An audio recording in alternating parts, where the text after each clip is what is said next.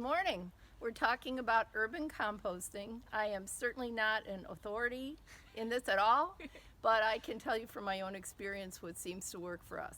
We bought this little Tumbler Composter about 1.5 years ago. It was small enough to fit in our urban yard without bothering the neighbors. I have friends and relatives who do big girl composting where they have big separate bins and they're all connected to the earth, so the earthworms just come up and do their thing. With our process here, we're going to be doing it in a modified way. I found it to be very effective. This is a 35-gallon compost. You put your material in here and then you turn it about every 3 days. Now what we see in here now is actually a little too wet, and that's the big challenge of a composter, is to make sure that your material is not too wet, not too dry, just right. So you have to be balancing the nitrogen, the carbons, the oxygen, and the water. The carbon would be vegetable food scrap, eggshells, grass clippings. For a small composter like this, it's recommended that you cut those things into about 1-inch chunks. Small pieces are better. The dry material would be leaves, coffee filters, coffee grounds, paper towels if they're not printed. It's a little too wet. I wanted to add material from home in,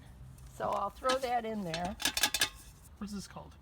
Oh, I don't know. We had some apples, some potatoes that had gone bad, greens in there, coffee grounds. We're also going to put in some of the leaves because it is, as I said, too wet. Put in a little more. Our composter is pretty full, so this is a perfect day to harvest. It is amazing how much 35 gallons will hold. We had this going all winter. So the first thing you do then with the tumbler is you tumble it. You're supposed to rotate it about 3 times every 3 or 4 days. In the winter, I really didn't do it at all because it was frozen out here. That it doesn't really matter if you ignore it, and it doesn't matter if it looks like sludge and it looks disgusting, because you can always fix it. It's still a little wet. It just smells like earth. It doesn't smell like anything rotten in there. Doesn't smell like garbage? No, it really doesn't. So this is how you fluff. You take a pitchfork. The idea is to get the oxygen in there, so you're just kind of picking it up and tossing things around.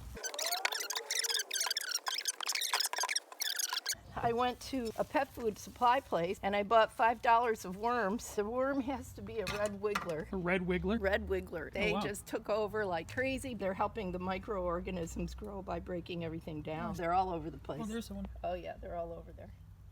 Red wigglers. You can harvest at any time you want to. You're going to take some of the material, braid it over the hardware cloth. This is 1/2-inch aperture hardware cloth. I have a friend who has a table made out of it, and it sifts right down into her wheelbarrow, which would be fabulous. But Hi, Brenna. Brenna's a Scottish deerhound. Hey. Oh, thank you.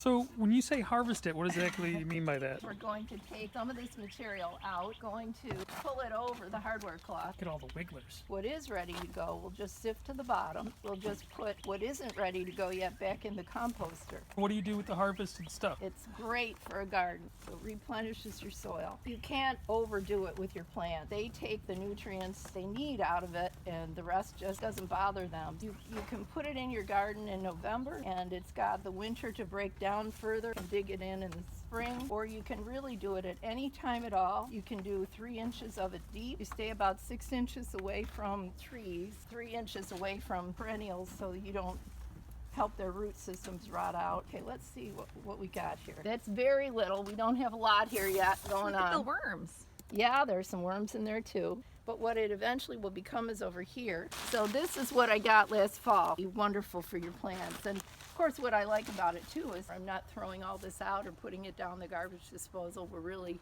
Yeah, so it's not going to a landfill. Exactly. You know, we're using it to replenish the earth, and that's great.